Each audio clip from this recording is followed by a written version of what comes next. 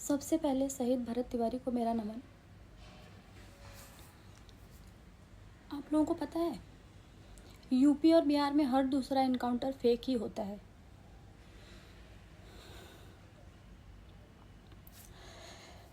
दो दिन से मैं वीडियो देख रही हूँ, मेरा तो वीडियो बनाने का हिम्मत ही नहीं हो रहा है।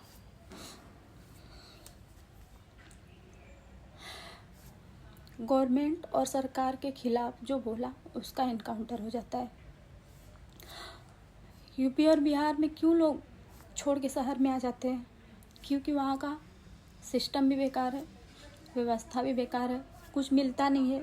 करोड़ों का पास होता है बजट, लेकिन गांव तक पहुँचते पहुँचते ख़त्म हो जाता है।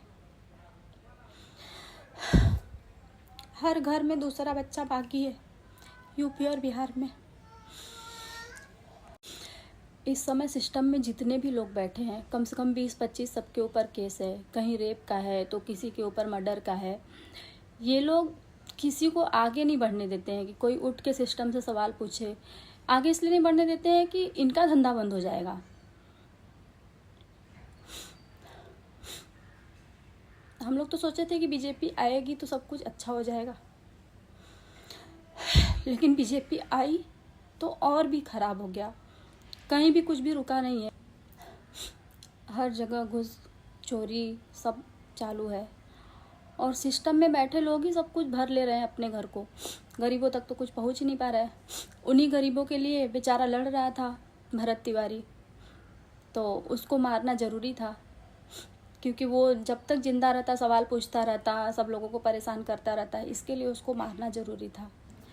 पता है आप लोगों को ये लोग भरत तिवारी को क्यों मार डाले? बिहार में एक जमनिया नाम का गांव है जो हर साल बरसात में बह जाता है। उसी बांध को बांधने के लिए करोड़ों का फंड पास होता है और वो फिर गोल गोल घूम के सिस्टम में ही वो फंड ख़त्म हो जाता है, वहाँ तक पहुँच नहीं पाता और बांध अच्छे से बंधा नहीं जाता है।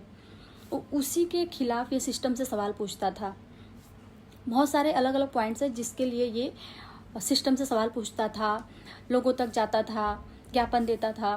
कोई क्रिमिनल होता तो उसके तक ये लोग नहीं पहुंच पाते। और मैं एक बात बोलना चाहूँगी कि अगर कोई भी हथियार उठाया है तो वो हथियार रखना मत, अपने अंत तक 10 को मार के फिर भले सरेंडर कर देना।